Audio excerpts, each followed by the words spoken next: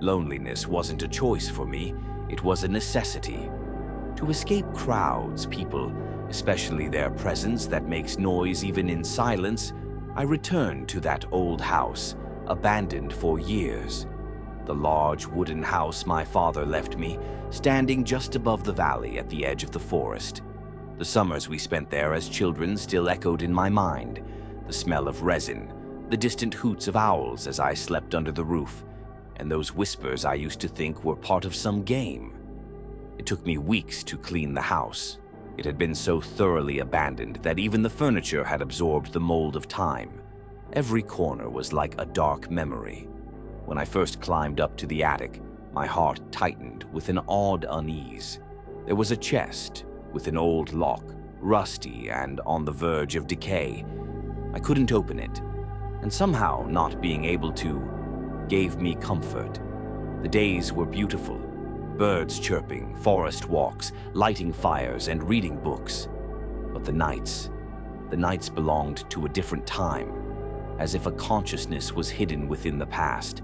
I don't remember the first few nights. I slept, I rested, but after the fifth night, everything changed. The first sound echoed right above my room, on the roof.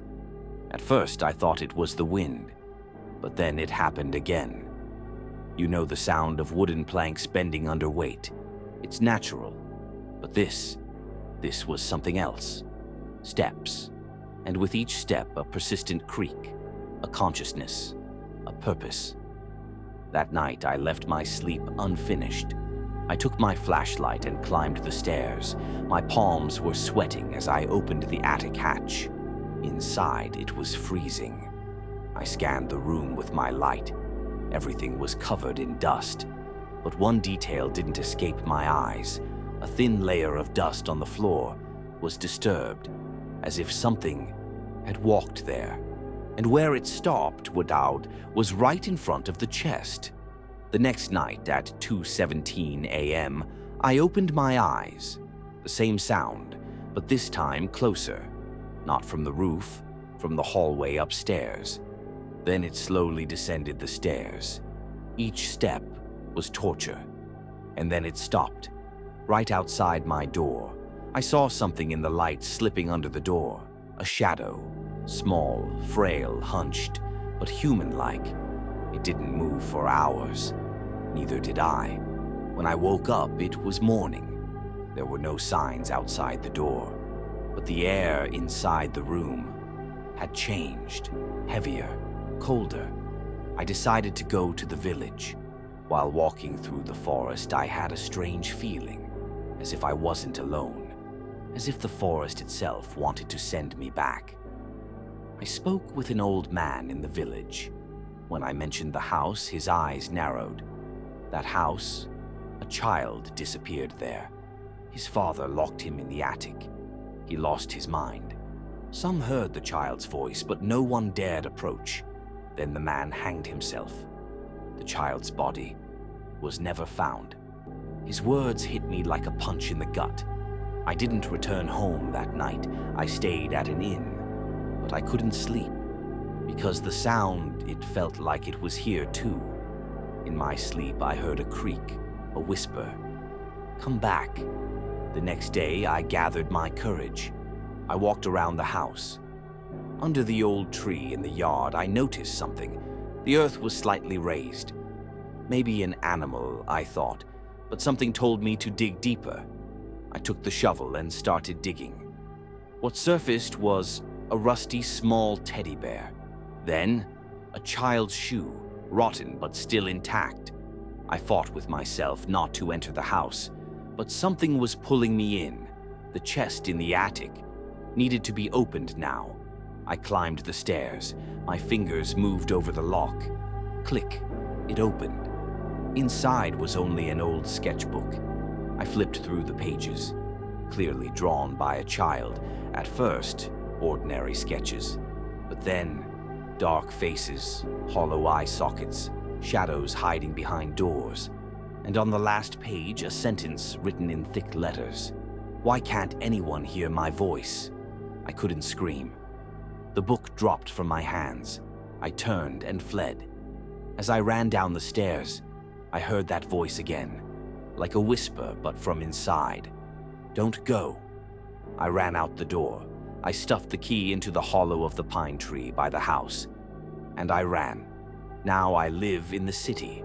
I thought everything had returned to normal, but every night, at exactly 2:17 a.m., I wake up, and sometimes I hear a creak on the ceiling. The house is miles away, but that sound is always the same. Why can't anyone hear my voice? After nights of no sleep, the line between dreaming and waking has completely blurred. The footsteps that echoed in the walls at night now ring in my ears even in daylight. Doctors blame it on stress, sleep disorder, fatigue, isolation. But I know everything didn't end when I left that house. That was when it truly began.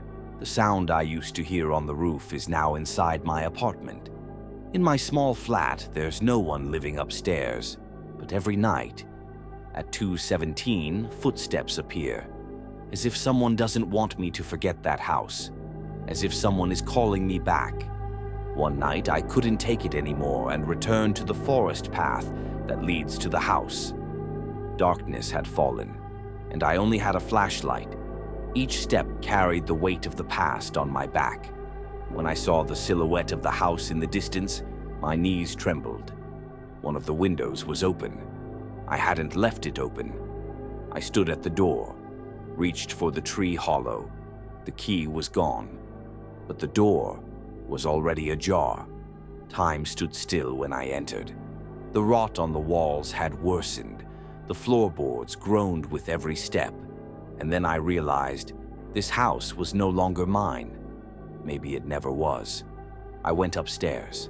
The attic hatch was closed, but just beneath it on the staircase was a small object, an old hourglass. The sand inside was flowing upward. When I entered the attic, the chest was there again, open. Only one thing inside, a torn page from the sketchbook, a new drawing, this time of me. And behind my shadow, a faded figure, a small child, faceless, but the eyes, not hollow this time.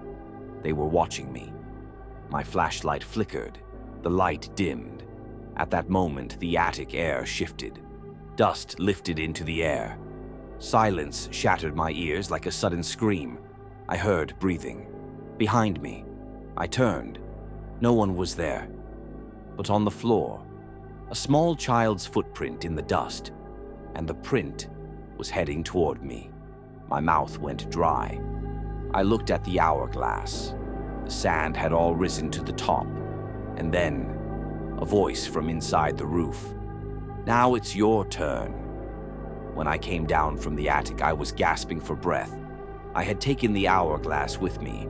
Now it sits on my desk, still flowing in reverse. Days have passed, but the sand never runs out. This object, once hidden in a house that defied time, now seems to defy time itself. But that's not the real issue. I've started changing. It began with small things, the kitchen knife not being where I left it. Lights I was sure were on, off. Waking up, not in my bed, but in the living room, watching the ceiling, without realizing, as if something up there was watching me. Every night, I started finding journal entries I didn't remember writing, pages filled with scribbles, repeating phrases. He's still there. He's using me. I'm not me anymore. One night, I woke up in front of the mirror, holding scissors, my eyes bloodshot, part of my hair cut, a mess. Looking in the mirror, I said, "The child's voice is your voice." The next day, I went to the hospital. My doctor spoke at length. Post-traumatic hallucinations, triggered environments, isolation syndrome. He gave me medication, but even as I held the pills, I had a feeling. They're just trying to silence me. Drawings started appearing beneath my furniture, some written in a child's handwriting, some eerily like my own. The worst was an old photo I found in my drawer. Black and white, the attic interior. The chest was open. Inside, A child. Looking closely, the child's face was blurred, but the shadow was the same as mine. And then, the sketchbook reappeared. I had left it in the chest, but now it was on my desk. I flipped through it.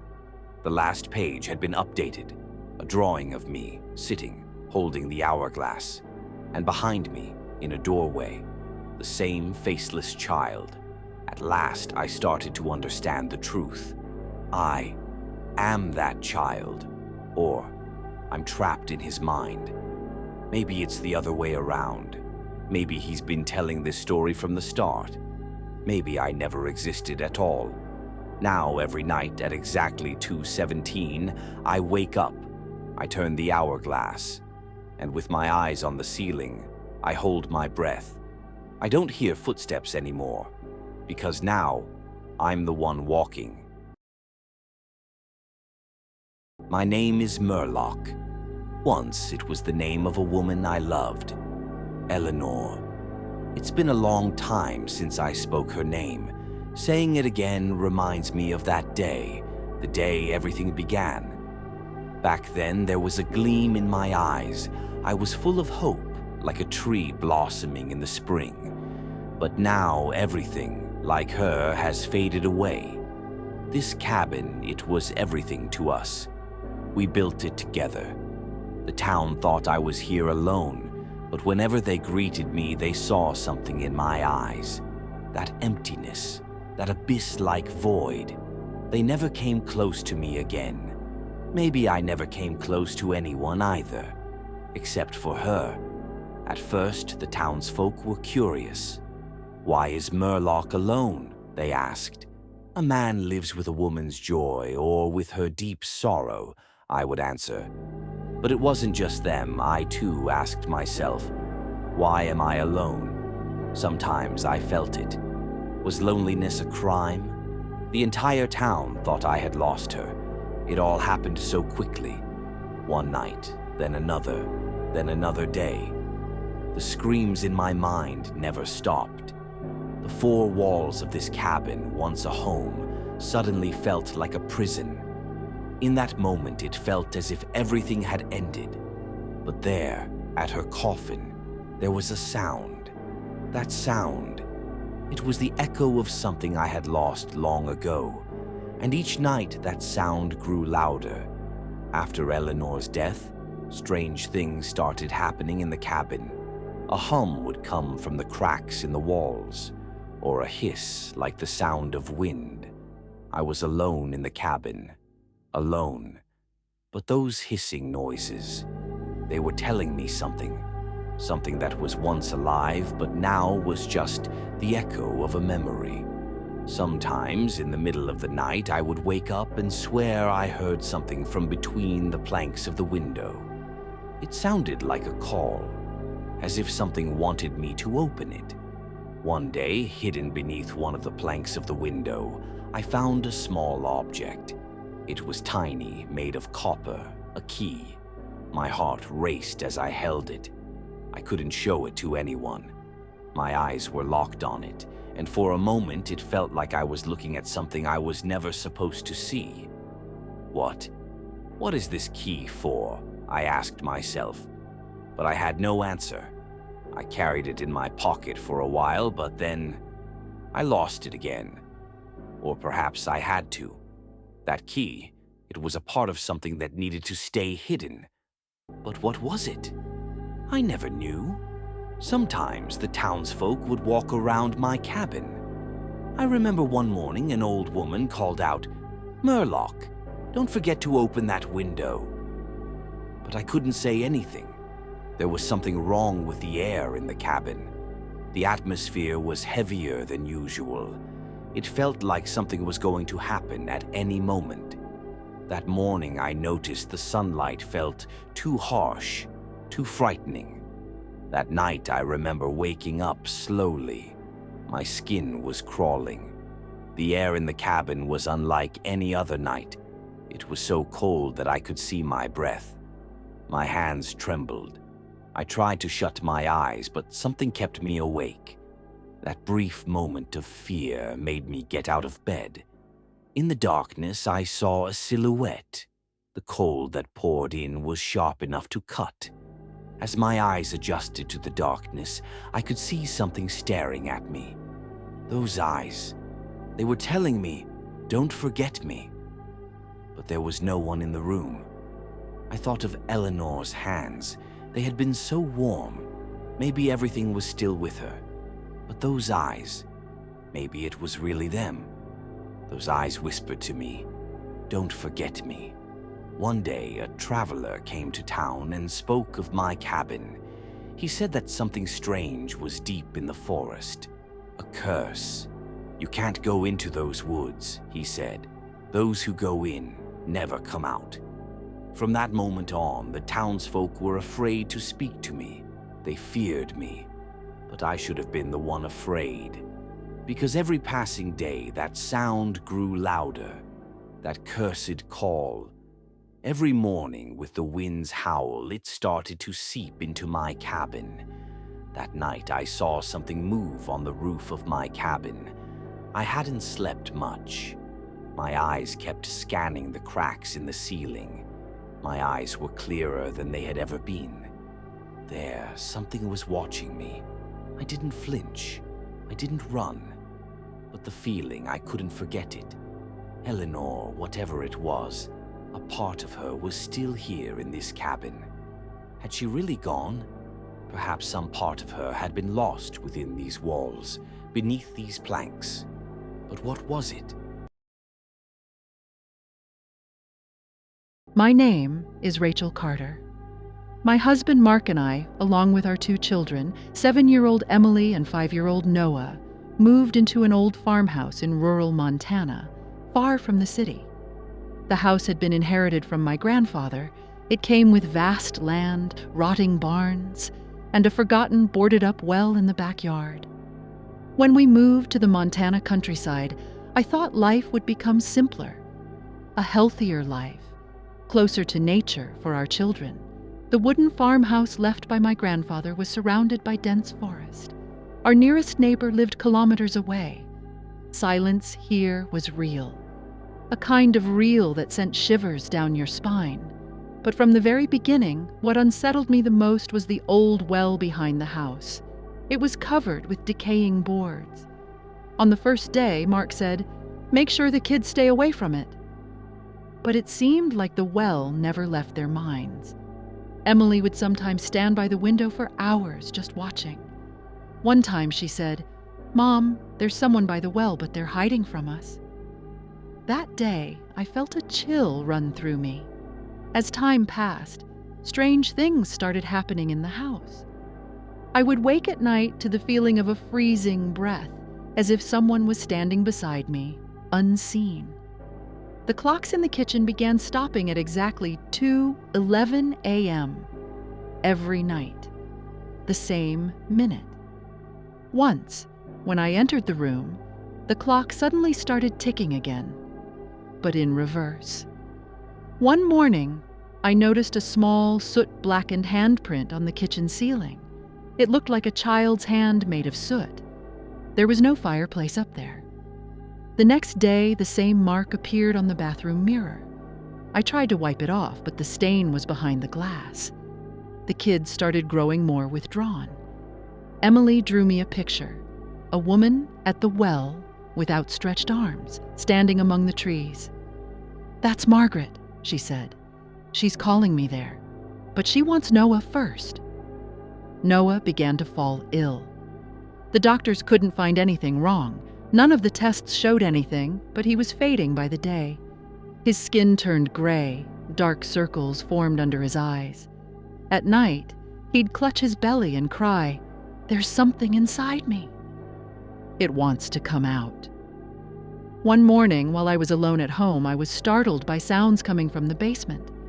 When I went down, there were wet footprints on the floor, but the basement was dry and dusty. The prints led to the back door, toward the well. For a moment, the basement darkened. When I opened the door, there she was, a decayed woman with wet hair. Her eyes were hollow, her mouth stained with blood. And then she vanished. After that night, Glass started cracking all over the house. Mirrors, glass doors, TV screens. All of them reflected Margaret's silhouette staring at me, just before shattering. One morning, Mark decided to seal the well completely. He hired a local excavator, but it never worked. Every time he approached the well, the tires would burst or the engine would fail. His patience wore thin, but now there was fear in his eyes. One night, Emily disappeared. We searched the house, the barn, the woods. Hours later, we found her sitting beside the well. In her hand was an old, rusty pair of scissors. Her face was blank. She turned to us and said, "If you love me, let me go with her." My knees buckled. The next day, I found Margaret's story in the basement archives of the town's old library. Her real name was Margaret Ellison. In 1902, after losing her son, she lost her mind and began trying to abduct other children. She was caught, lynched, and thrown into the well. It was said her son's spirit was still with her. I came across a document about an ancient Western ritual. The chains of a spirit could only be broken by someone not directly related by blood, but who called its name aloud. One of the intended victims had to willingly reject her. That's why she was calling Emily. She wanted her, because it was easier to deceive a child bonded with love. That night, with one final act of courage, I locked the children inside and went to the well. I called her name. "Margaret Ellison, I know you. You no longer belong in this world. My children are not yours. We reject you." A shriek rose from the depths of the well. The ground shook. Boards creaked. It was as if something from beneath the earth screamed. And then, silence. Only the birds in the forest kept singing. Since that day, nothing has been the same. The house is still quiet, but in a different way. It's no longer cold. It's empty. Noah recovered. Emily started laughing again. But we still can't go near the old well, because sometimes, on very quiet nights, I see a pair of eyes watching me from behind my reflection in the mirror, and in the background I hear a whisper, "I will take one. One belongs to me." I thought I had sent Margaret back into the well. That night, when screams ripped through the earth, I wanted to believe it was over, but sometimes we just want to believe, because there's no other choice. Days passed, then weeks. Emily started playing with her toys again. Noah no longer woke up screaming in the night. Mark said, "It's all over." But something in the house remained silent. One night, before bed, I looked in the bathroom mirror. There were no cracks, no sign of Margaret's ghost. But for a few seconds, my reflection didn't blink. I blinked, but the image staring back at me wasn't mine. It was cold, unfeeling. At first I thought it was sleeplessness, a trick of my tired mind. But the next morning, no one in the house woke up. Mark, the kids, all unconscious in their beds. Their pulses were weak, their skin ice cold. Desperately, I tried to call an ambulance, but the phone was dead. We were cut off from the outside world. No internet, no electricity. The house was sealed. That's when I noticed it. In the corner of the bathroom mirror, a small reddish stain. It looked like a fingerprint, a child's. When I reached for the mirror, it felt not like glass, but water. I shivered. As I pulled my hand back, another hand touched mine from inside the mirror. Wet, bony. That night, Emily opened her eyes and said one sentence, "She's not Margaret anymore." I asked what she meant, but her eyes closed again. The next morning, I covered all the mirrors in the house, but as I did, reflections started appearing on other surfaces. The kettle, window panes, even puddles of water. Her face was everywhere, but it wasn't Margaret anymore. This face was more decayed, less human, eyes sunken, mouth unnaturally wide, no cheeks. Her jaw constantly trembled. as if whispering a prayer without end. I returned to the library. Near Margaret's story, I found another folder. On the cover, it said only, "The one who escaped the well." What I read was more horrifying. Margaret's body was never retrieved from the well because she wasn't alone anymore. In the depths of the well was something else, an ancient entity that fed on souls, nourished by the rage of the dead. Margaret had become its host, but over time, her identity was forgotten. Everyone who summoned it only ever saw Margaret. The real enemy wasn't Margaret, she was just a vessel. The entity that collects spirits, corrupts them, curses homes, was known only as the Hollow One. It survives not just through memory, but fear. And now, it wants my family. That night, I dreamed our home was gone. In its place was a black, stone-walled cellar. Emily was chained. Noah curled on the floor, his head in his hands. Something, not Margaret, was approaching. A skeletal figure covered in black sludge. It had no eyes, but it saw me. I woke with a mouth full of blood. My gums were torn. There was a muddy handprint on my pillow, and on the floor, written in wet, barefoot scrawl, "Being remembered isn't enough. I will possess." Now the only option left is to leave this house, but wherever I go, mirrors, windows, puddles, they follow. The Hollow One isn't in the house anymore. It's bound to us. And if one day you hear the voice of a child calling to you from a well, don't ask their name, because their name is no longer Margaret.